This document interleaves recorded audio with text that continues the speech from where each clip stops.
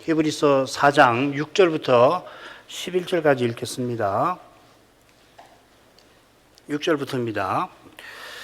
그러면은 거기 들어갈 자들이 남아 있거니와 복음 전함을 먼저 받은 자들은 순종치 아니함을 인하여 들어가지 못하였으므로 오랜 후에 다윗의 글에 다시 어느 날을 정하여 오늘날이라고 미리 이같이 일렀으되 오늘날 너희가 그의 음성을 듣거든 너희 마음을 강팍해 말라 하였으니 만일 여호수아가 저에게 안식을 주었다면 그 후에 다른 날을 말씀하지 아니하셨으리라. 그런즉 안식할 때가 하나님의 백성에게 남아 있도다. 이미 그의 안식에 들어간 자는 하나님이 자기 일을 쉬심과 같이 자기 일을 쉬느니라. 그러므로 우리가 저 안식에 들어가기를 힘쓸지니 이는 누구든지 저 순종치 아니하는 본에 빠지지 않게 하려 함이라.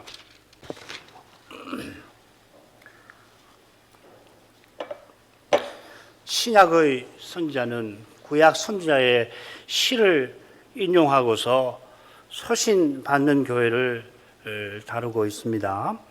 선지자답게 하나님의 말씀에서 답을 찾습니다. 그 말씀의 빛 가운데에서 그 문제가 고스란히 그의 눈앞에 드러납니다.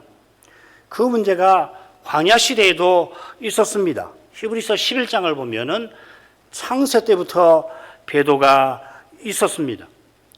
배도가 있는 것은 하나님이 선지자를 통하여 말씀하시는 그 사실과 붙어 있습니다. 심지어 배도마저 하나님께서 말씀하신 대로 이루시는 과정에 속하게 만드십니다. 우리는 연약한 인생이라 배도의 현실 앞에서 고난을 겪고 좌절을 겪기도 합니다만은 그 고난을 통하여서 우리 구원의 주께서 우리를 저 영광으로 이끌고 계십니다. 신약의 선자는 서신받는 교회가 하나님의 약속과 약속하신 이 하나님을 순전하게 믿도록 하나님만 믿고 하나님의 말씀만을 믿도록 그렇게 권하고 있습니다. 오늘 살필 셋째 강해도 같은 권면을 담고 있겠는데 다섯으로 나눠보겠습니다. 6, 7절 안식에 들어갈 자가 남아있는데 이스라엘이 불순종으로 못 들어갔으니 그들처럼 강팍치 말아라 하는 것입니다. 8절에는 여호수아가 안식을 준 것은 아니다. 그리고 9절에는 안식할 때가 하나님 백성에게 남아있다. 10절에는 이미 안식에 들어간 자는 하나님이 자기 일을 쉬신 것 같이 그도 자기를 쉰다. 11절 이 안식에 들어가기를 힘써야 불순종의 그 본에 광야 시대 백성의 본에 빠지지 아니한다. 이렇게 되었습니다. 정교하죠. 신약의 선자는 이 단락 처음과 끝에서 이 불순종이라는 말을 씁니다. 풀어서 썼지만은 불순종, 불신앙이란 말이 첫째 강의 처음과 끝에 나온 것처럼요. 광야의 1세대가 불순종으로 가나안에 들어가지 못했으므로 그게 첫 번째 부분입니다. 그들의 본에 빠지지 않도록 안식에 들어가기를 힘써야 합니다. 그게 마지막 11절입니다. 우리가 들어가야 할 안식은 여호수아가 인도한 가나안 땅이 아닙니다. 두 번째 부분이죠. 그건 하나님이 태초에 들어가신 안식입니다. 그게 네 번째 부분 10절이 되겠습니다. 그 안식에 들어가기를 힘써야 하는데 어떻게 힘써야 하는 것인가? 그 해답을 9절에서 제시하고 있습니다. 이 9절이 매우 중요합니다. 특별히 안식할 때라고 하는 이 표현을 정확하게 규명해야 할 것이고 우리가 조금 후에 그렇게 해보려고 합니다. 6, 7절로 갑니다. 그러면 거기 들어갈 자들이 남아있거니와 복음 전함을 먼저 받은 자들은 순종치 아니함을 인하여 들어가지 못하였으므로 오랜 후에 다윗의 글에 다시 어느 날을 정하여 오늘날이라고 이같이 일렀으되 오늘날 너희가 그의 음성을 듣거든 너희 마음을 강팍해 말라 하였나니. 6절 처음에 그러면 했으니까 앞선 단락 마지막 부분 특별히 3절부터 5절까지를 가리킬 겁니다. 4, 5절 기억나시죠? 태초에 제7일에 하나님이 자기의 모든 일을 쉬셨다 성경에 교훈하는데 또 다시 성경에 저희가 내 안식에 들어오지 못하리라 하였습니다. 순서만 다르지 내용은 똑같이 3절 하반절에도 나왔죠. 다른 순서로 나왔죠. 하나님께서 노하여 맹세까지 하시면서 광야의 1세대가 내 안식에 들어오지 못하리라 하였습니다마는 하나님께서는 제7일에 내 안식에, 하나님의 안식에 들어가셨습니다. 그건 무엇이냐면은 거기에 인생을 반드시 들어오게 하실 것이다. 많은 아들을 거기 들어가게 하실 것을 가리키는 것입니다. 2장 10절이 바로 그 내용이지요. 우리 구원의 주께서 많은 아들을 이끌어 그 영광에 들어가게 하시는 일을 행하고 계신다. 그분은 먼저 그 영광에 들어가셨다. 히브리서만 아니라 모든 신약 계시가 이 위대한 일을 실은 전하고 있습니다. 우리 독립개신교회는 이 교훈이 낯선 것도 아니에요. 목자 양을 일찍이 이 강설을 들으시고 그 책을 많이 읽으셨겠는데 그 강설의 40회나 되는 강설 핵심이 바로 그거 아닙니까? 우리가 하나님 나라에 이미 들어왔고 또 안 들어갈 것입니다. 이것도 얼마나 많이 배우셨습니까? 그렇죠, 그죠? 우리가 이미 구원을 얻었고 장차 얻을 것입니다. 이건 우리가 이미 잘 알고 있는 겁니다. 우리가 믿음으로 맏아들과 연합되어서 하나님의 아들이 이미 되었습니다마는 장차 아들다웠게 하나님 나라를 상속할 겁니다. 둘은 딱 붙어 있습니다. 이미 하나님의 아들들이 되었고 또 될 거다. 이 붙어 있습니다. 그런데 이걸 억지로 떼어서 하나만 강조하는 기독교는 필시 우리 믿는 도리에서 이탈될 겁니다. 이 붙이는 게 굉장히 어려워요. 하나님 말씀이 가르치니까 그 말씀을 늘 따르지 않으면 자연히 사람은 떼게 되어 있습니다. 논리적이라서 혹은 경험에 이끌려서. 믿는 도리에서 벗어나지 않는 길은 사람의 생각과 경험을 넘었습니다. 계시의 빛에서 그 길을 보여주시고 걸어가도록 하십니다.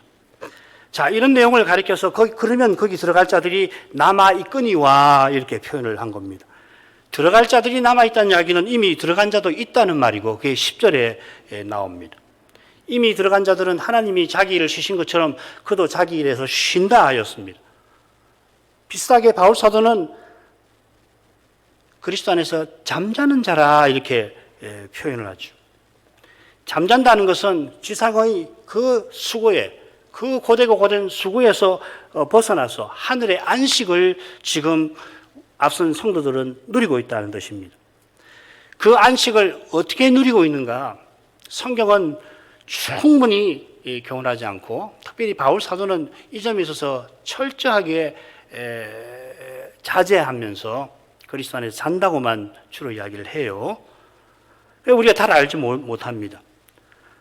그 안식이 그러나 하나님과 함께하는 안식이듯이 하나님을 예배하는 일과 붙어 있을 겁니다. 이건 제가 조금 후에 더 설명을 드릴 겁니다. 둘째로 이미 안식에 들어간 자들도 재림의 날을 기다리겠지요.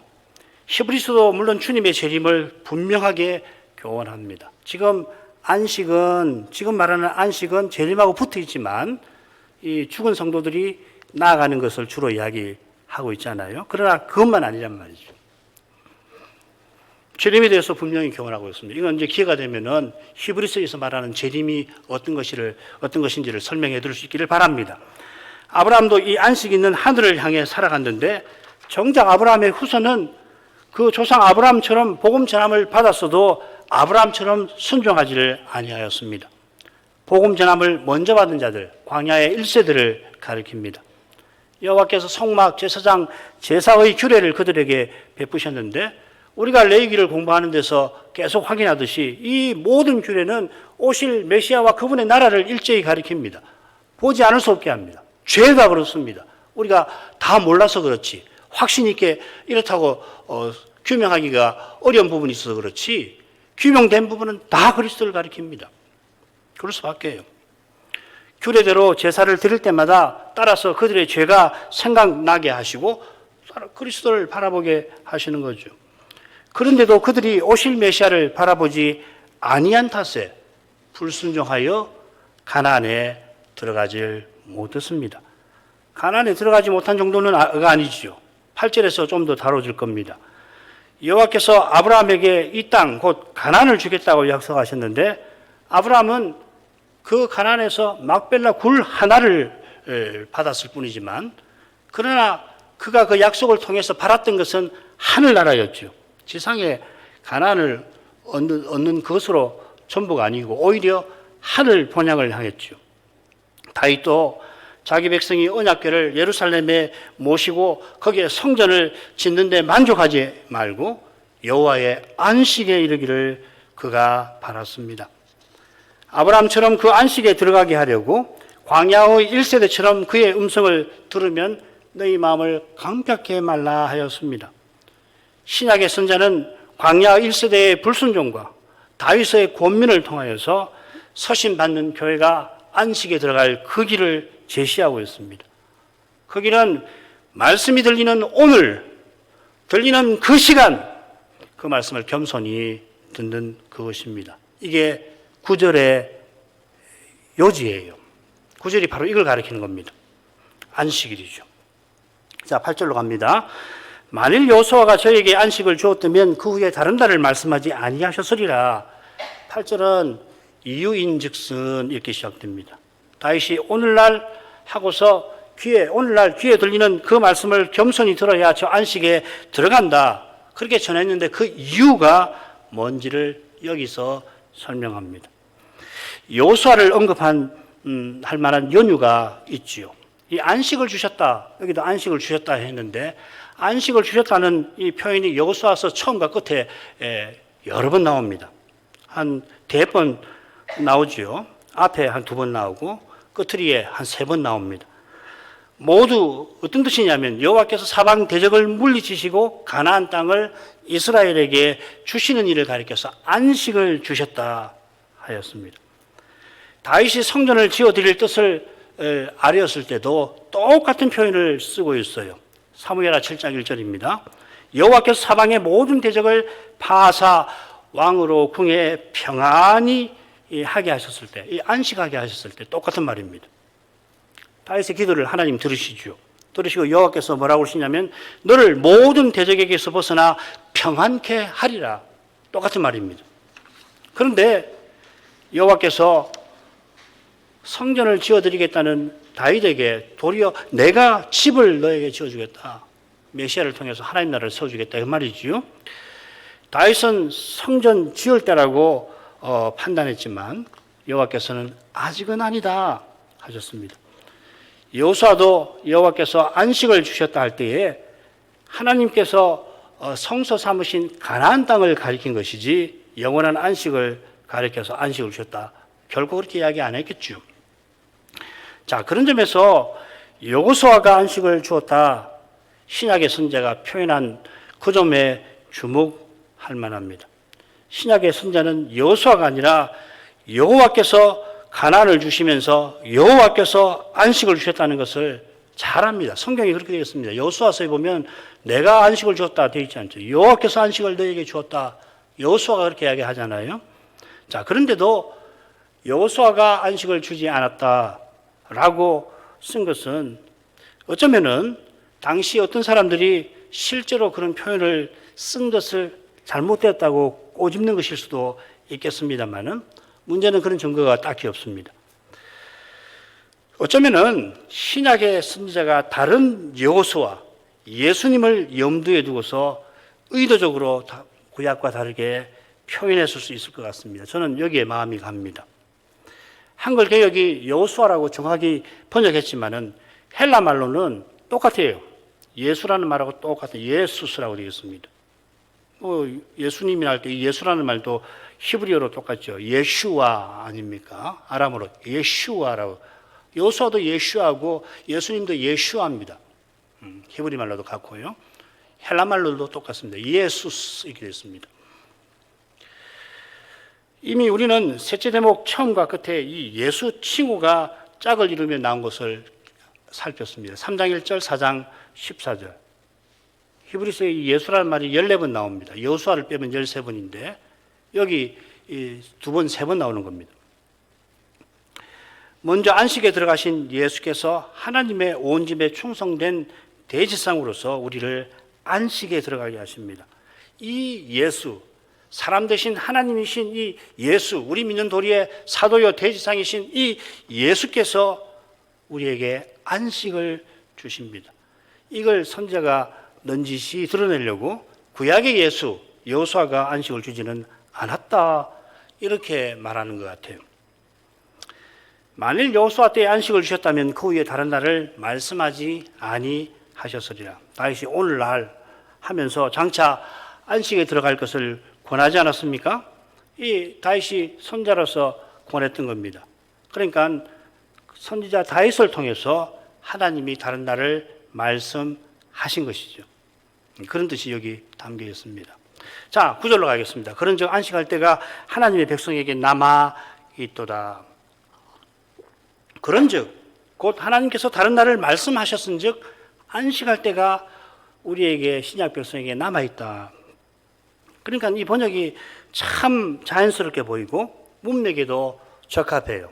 아마 이 한글 개혁자들이 매우 고심하면서 이 표현을 썼을 겁니다. 자, 그런데 첫째로 이 표현이 신약 성경에 이곳밖에 안 나옵니다. 그리고 사전에 이 표현은 두 가지 의미가 있습니다. 하나는 장차 성도가 들어갈 영원한 안식을 가리킵니다. 같은 뜻으로 히브리서는 이 대목에서만 지금 히브리서 3장 7절부터 해가지고 4장 11절에만 8번이나 다른 낱말을 씁니다. 이 말을 쓰지 않아요. 다른 말로 영원한 안식이라는 말을 씁니다. 한글 개혁 번역자들은 이 뜻을 염두에 두고서 이 표현을 안식할 때라고 새긴 것 같습니다. 그냥 영원한 안식이라고 하지 않고 안식할 때라고 새긴 것 같습니다. 8절에 다른 날을 말씀하셨다고 한 까닭에 이 번역자들이 고심 끝에 안식할 때라고 새겼을 겁니다. 제가 이분들을 만날 수 있을지 모르지만은 틀림없이 저한테 우리가 그때 이렇게 고심해서 이렇게 번역했다고 할 겁니다. 그리고 고심한 이유가 또 있는데요. 이 낱말이 두 번째로 무슨 뜻이 있냐면은 안식일 준수라는 뜻이 있어요. 늘 이런 뜻을 씁니다. 두 가지 뜻인데 영원한 안식 아니면은 안식일을 준수하는 것, 이런 뜻이 있습니다. 자, 우선 남아있다는 말이 6절에 나왔죠. 거기 들어갈 자들이 남아있다. 자, 이런 점에서 영원한 안식이 남아있다라고 말하는 것은 확실히 어색하죠. 첫 번째 뜻으로는. 들어갈 사람이 남아있다는 것은 들어간 사람이 있다는 이야기입니다.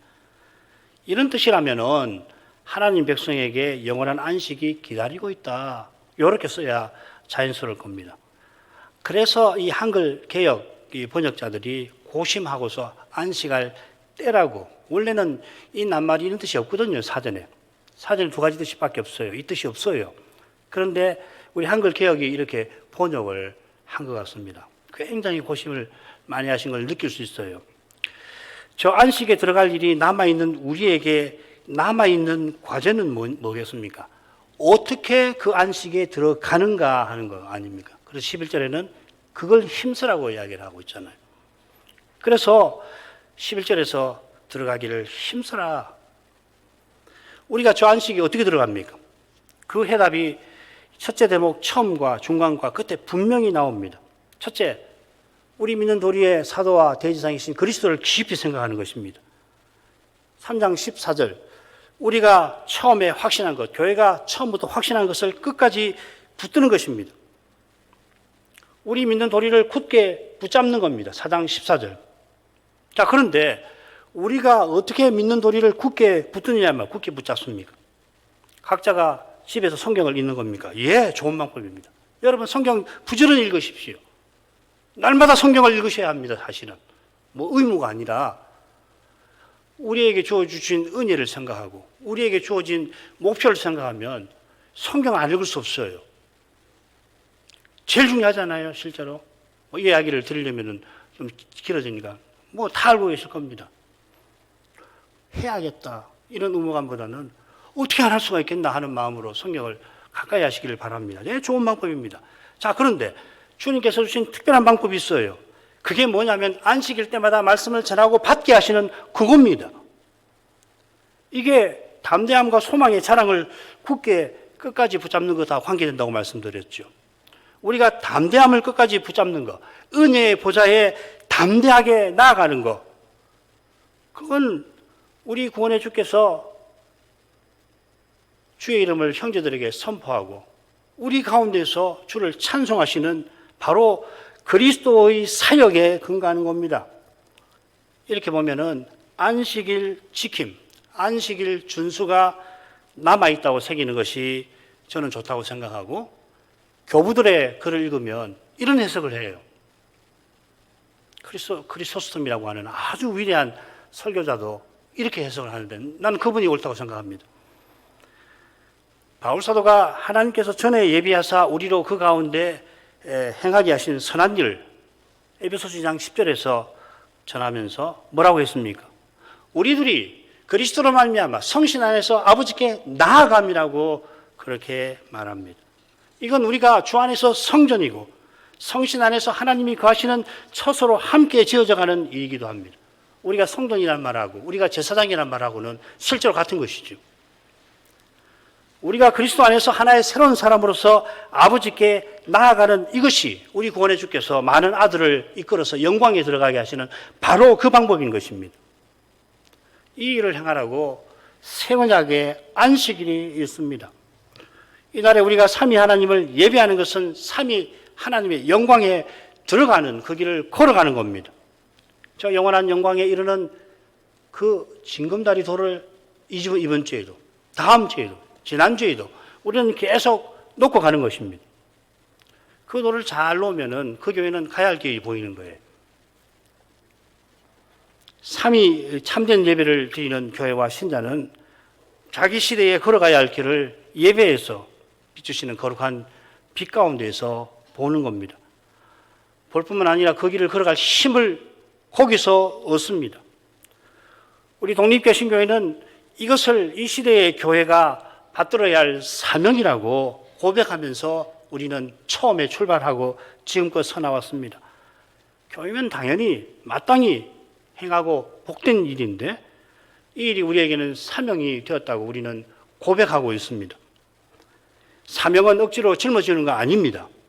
주께 받아서 기꺼이 기쁨으로 짊어지는 것입니다. 우리의 사명을 억지로 지을 수 없어요. 누구에게도 짊어질 수 없습니다. 아버지가 아들에게 못합니다. 친구가 친구에게 못합니다. 우리는 그런 교회이지 않습니까? 억지로 이거 해라 그렇게 하지 않았습니다. 해봐야 안 되니까 그렇습니다. 안 됩니다. 사명은 자기가 주께 받아서 이건 주님이 내게 주신 사명이다. 우리에게 주신 사명이다. 이런 확신이 있어야만 끝까지 소명을 이루는 거거든요. 안 그러면 안 됩니다. 할 수가 없어요. 얼마나 힘든데. 다 버려야 되는데. 그런데도 불구하고 이건 나 같은 사람이 뭐라고 이런 사명을 내게 주셨는가? 내가 뭐라고? 대체 내가 어떤 존재인데 하나님께서 이런 사명을 나에게 주셔서 하라고 하시는 건가? 그런 마음 말이에요. 그런 마음으로 우리 교회가 쏟고 지금도 서나가려고 하는 거 아니겠습니까? 또 그렇게 서나가야 됩니다. 그게 우리 교회가 존재하는 이유예요. 그처럼 예배에서 하나님의 영광을 보아야지 우리 앞에 두신 이 길을 끝까지 걸어갑니다. 그 영광이 우리처럼 이 시대에 주님을 섬기고 주님의 뜻을 받들고자 하는 많은 이들에게 절실하다고 확신합니다. 그분들이 가장 바라는 것이 있다면 바로 그것일 거예요. 예배에서 주의 영광이 나타나서 깨닫는 것. 우리 자신이 본래 그런 사람들로서 이 교회에 들어오지 않았습니까? 10절로 갑니다. 이미 그의 안식에 들어간 자는 하나님이 자기를 쉬심과 같이 자기를 쉬느니라. 10절도 이유인즉슨 하고 시작됩니다. 지금 하나님 백성이에게 안식일 지키는 일이 남아있는데 그 이유가 뭔가를 여기서 보완합니다. 만일 영원한 안식이 우리에게 남아있다 하는 뜻으로 구절을 새긴다면 그 이유로서 안식에 들어간 자가 자기를 쉰다라고 말하는 것은 자연스럽지 않죠. 그의 흐름에 자연스럽지가 않아요. 지금은 우리에게 안식일 지키는 일이 남아있고 그 일을 힘써야 할 일이기 때문에 그 일은 우리에게 수고로운 면이 있다 하는 겁니다. 그러나 지금은 수고롭지만은 이 사명을 감당하기는 너무도 벅차고 힘들고 이 사명을 모두 환영하는 게 아니라 특별히 원수마귀가 육신과 세상이 가장 미워하기 때문에 이 사명을 행하는 길은 너무도 고됩니다. 그런데 약속하신 안식에 들어가면 그런 수고에서 놓일 거 다 위로하는 거예요. 여러 주석가가 이미 그의 안식에 들어간 자를 승천하신 그리스도라고 새기긴 합니다만은 그건 충분한 해석이 아니라고 생각합니다.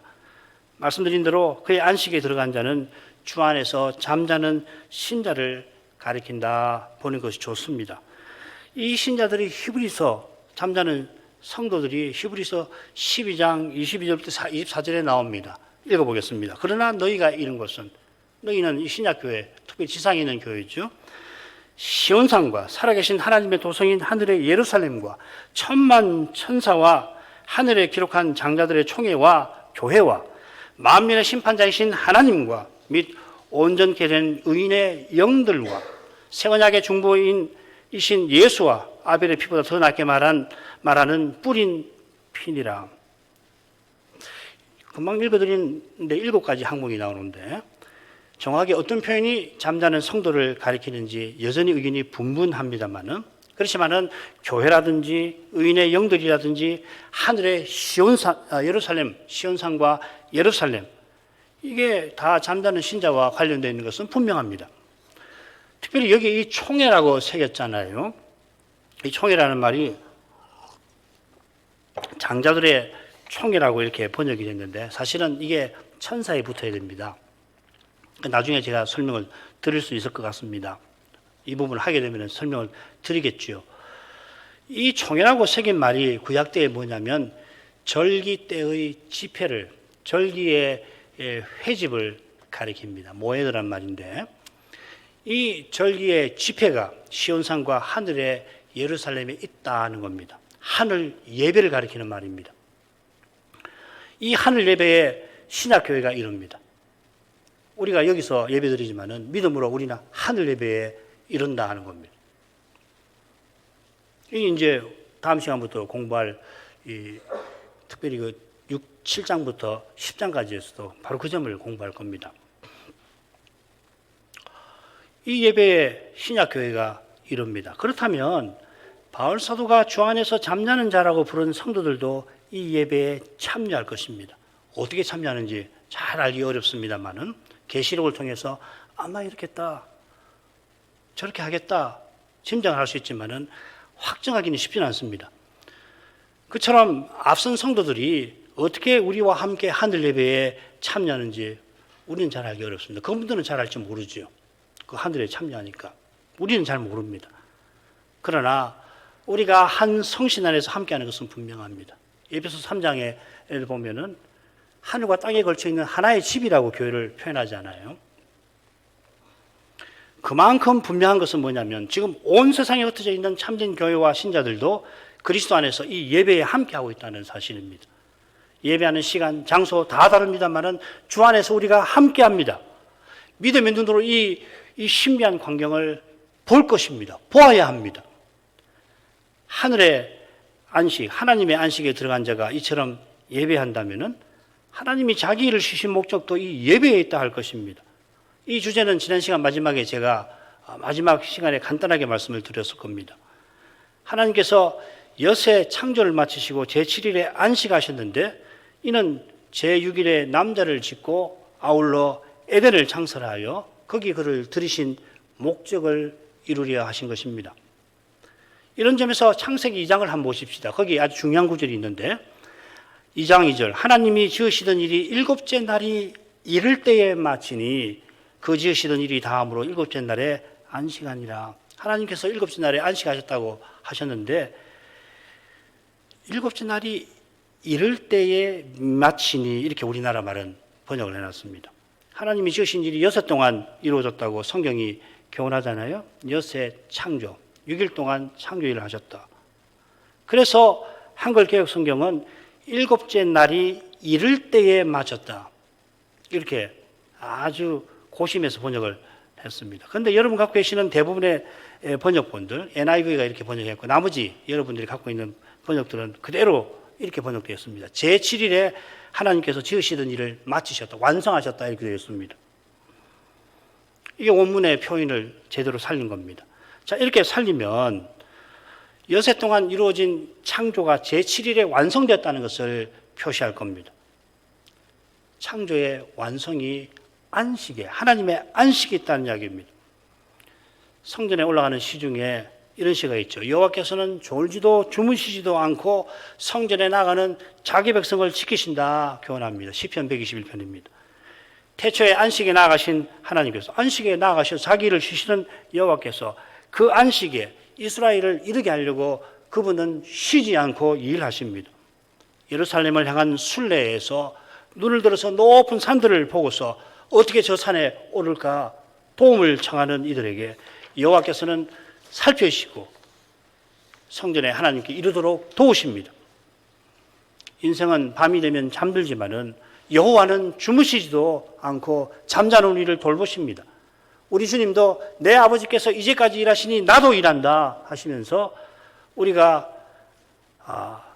아버지와 그리스도를 모시는 바로 그 목표를 이루려고 나도 일한다 하셨습니다. 하나님께서 이제까지 일하시는 것은 무엇보다 교회가 하늘 예배에 참여하게 하려고 하시는 것이고, 이로써 태초에 신이 들어가신 그 안식에 마침내 이르도록 하신 것입니다.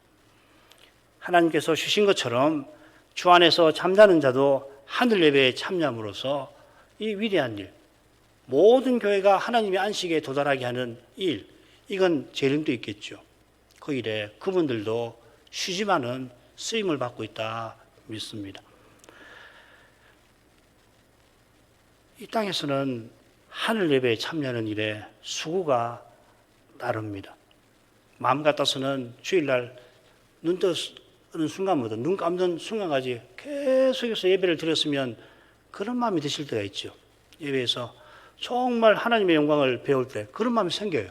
하루 종일, 심지어 내일도 이렇게 예배를 드릴 수가 있으면 그런 마음이 생길 때가 있습니다. 그런데 안 됩니다. 쉬어야 합니다. 믿음의 길에 고난이 따릅니다. 그림자처럼 따릅니다. 믿음으로 살면은 고난은 그림자의 친구처럼 따라다닙니다. 그러나 저 하늘에서는 영원한 기쁨이 늘 함께합니다. 11절로 갑니다. 그러므로 우리가 저 안식에 들어가기를 힘쓸지니 이는 누구든지 저 순종치 아니하는 본에 빠지지 않게 하려 함이라.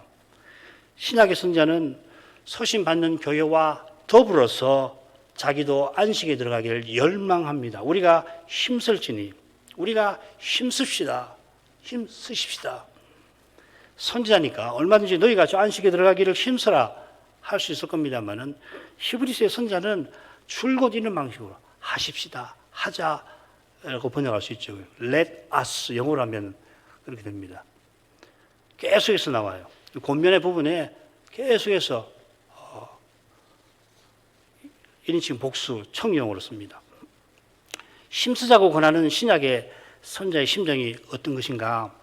베드로 사도의 글에서 확인해 볼 수 있을 것 같습니다. 베드로후서 3장 14절, 그러므로 사랑하는 자들아 너희가 이것을 바라보다니 주 앞에서 흠도 없고 흠도 없이 평강 가운데 나타나기를 힘쓰라. 똑같은 말입니다. 지금 베드로는 자기가 곧 세상을 떠날 줄 잘 압니다. 죽음을 앞두고 있는 사도의 마음에 뒤에 남아있는 형제들에 대한 사랑이 가득합니다. 사도가 간절히 바라는 것은 이 교회가 장차 기쁨으로 주님을 뵙는 것입니다. 평강 가운데 주 앞에 나타나는 겁니다. 심판하시는 하나님이 계시는데도 마음의 평강을 유지하고 기쁨으로 주를 맞이하는 것입니다. 얼마나 무섭겠습니까? 하나님 심판이 눈앞에서 벌어지는데 인생이 어떤 수로 그걸 견딥니까? 그런데 신자는 그리스도께 감사해서, 공로에 감사해서 주님의 사랑에 이끌려서 그걸 견뎌내는 거거든요. 사도가 간절히 바란 만큼 그 일에 힘썼고 지금 언제 죽을지 모르지만 힘쓰고 있습니다. 그게 뭡니까? 자기가 전한 말씀을 교회가 기억하게 하는 것입니다. 이 힘쓴단 말이 여기 이렇게 나옵니다. 베드로후서 1장 15절, 내가 힘써 너희로 하여금 나의 떠난 후에라도 필요한 때는 이런 것을 생각나게 하려 하노라. 이런 것이라는 말은 가까이는 그리스도의 재림에 관한 것이고요, 넓게는 사도가 전한 복음입니다. 신약의 선자도 사도와 똑같습니다. 이보다 분명한 것이 없습니다. 말씀을 떠나서 사람이 힘쓰는 그것보다 구원에 위태로운 것이 없어서 그렇습니다. 이게 이어지는 내용하고도 어울리죠. 누구든지 저 순종치 아니하는 본에 빠지지 않기를 바라서 선자는 안식에 들어가기를 힘쓰라 합니다. 순종치 아니하는 본과 가장 비슷한 표현을 히브리서에 찾는다면 모이기를 패하는 습관일 겁니다. 안식에 들어가기를 힘쓰는 일이 사도와 선자가 전한 말씀을 듣는 데서 이루어지는데, 사도가 전한 말씀을 듣는 것은 단연 안식일 지키는 일에 속할 것입니다. 예배를 드려서 예배에서 무엇을 하느냐? 사도가 전한 대로 그리스도를 듣고 믿는 것입니다. 듣는 것입니다. 전하고 받는 것입니다. 이게 우리 개혁교회에 강조하는 바 아닙니까? 이 점은 9절에서 이미 생각했습니다. 이 시대, 이 교회에 배도의 위험이 있는 것은 모이기를 피하는데, 모이기를 피하면 어떻게 됩니까? 말씀 듣는 일이 둔해지는 데 있죠. 다음 시간부터 살필 그 부분에 나옵니다. 너희 듣는 것이 둔함으로. 멜기세덱에 대해서 할 말이 많지만 하기 힘들다. 여기 보면 말씀을 듣는 것이 둔하다 했습니다. 저순종치 아니하는 본은 광야의 1세대가 모세를 통한 말씀을 듣지 아니한 데서 생겼습니다. 듣지 아니한 것은 불신앙에 있습니다. 불신앙에서 불신앙이 나온 것입니다. 불신앙이 믿지 않으니까 순종해서 가나안으로 못 들어가는 거죠. 불신앙이 첫째 강의 처음과 끝에 나오듯이 불순종도 처음과 끝에 딱 두 번 나옵니다. 여기만 불순종이라는 말, 불신앙이라는 말이 히브리서에 딱 이렇게만 나옵니다. 아울러 악습이라는 표현을 쓸만한데 본이라는 표현을 썼어요. 순종치 아니하는 악습에, 패습에 빠지지 말라. 이게 참 자연스럽잖아요. 그리고 본이라는 말을 씁니다. 이 본이라는 말이 다음 시간부터 우리가 살필 그 대목에 중요하게 두 번 더 나옵니다. 실제인 하늘 성소의 모형인 지상 성막에 쓰입니다. 이 모형이라고 번역을 해놨습니다. 지상 성막이 하늘 성소를 가리키는 기능이 있듯이 선자는 이 불순종한 이 광야 세대를 반면교사로 삼아서 그들의 불순종을 가리키지만은 반면교사로 삼아서 본을 삼아서 신약교회의 순종을 이끌어내려 합니다. 우리가 저 안식에 들어가기를 힘쓰자. 신약 선자가 얼마나 소리를 높여 전했을까 짐작하고 남음이 있습니다. 기도하겠습니다. 거룩하신 아버지, 신약의 선자가 서신받는 교회와 더불어서 하나님 안식에 들어가기를 얼마나 힘썼는지 이날에 살피게 하십니다. 그 심정이 우리 구원의 주께서 품게 하신 것일 줄 믿습니다.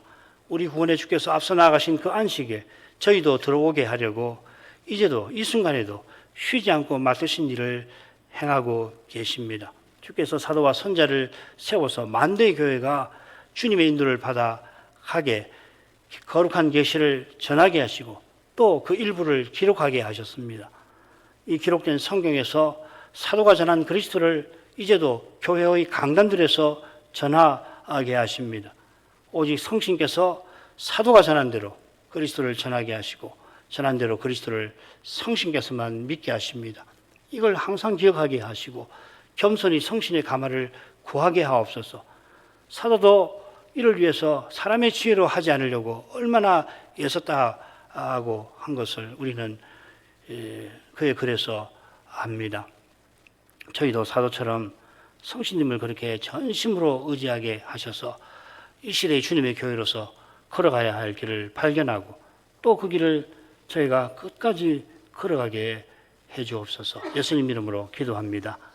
아멘.